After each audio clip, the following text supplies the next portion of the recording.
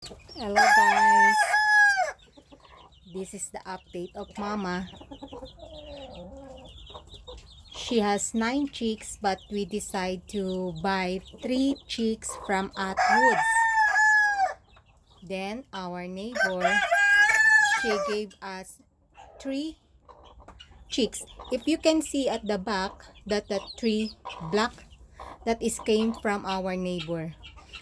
Luckily, the 6 chicks that I put to her, she accepted.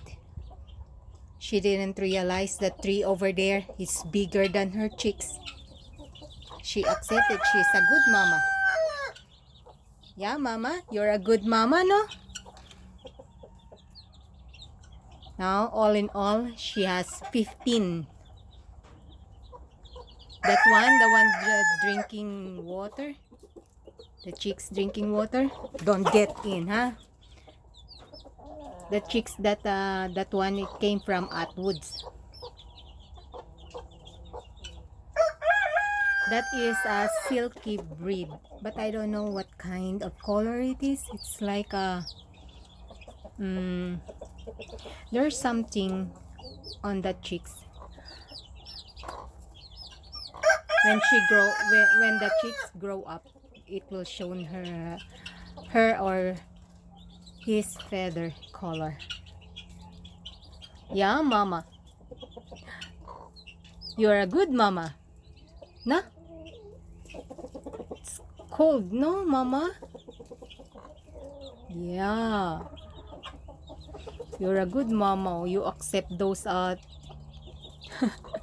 and the other one under, that is already big. I will close her, mama, huh? Yeah,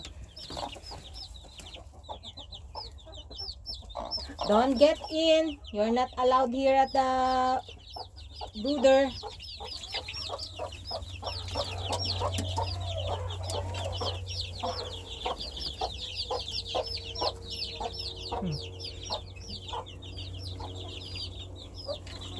That one, that 3 over there, except the white color, that is came from our neighbor. It's nice. They are cute. She's really good mama. She accepted that one and that one at the wall, at the inside the feeder, and the other one, the feather is fly away. That's it. Came from my neighbor.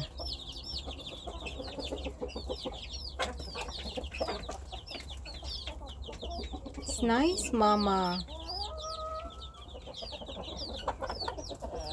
I put the chicks when she's ready going to bed.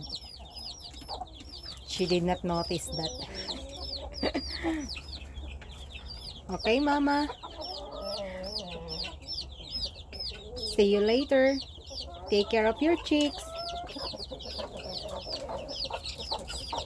Bye bye for now. See you later, guys.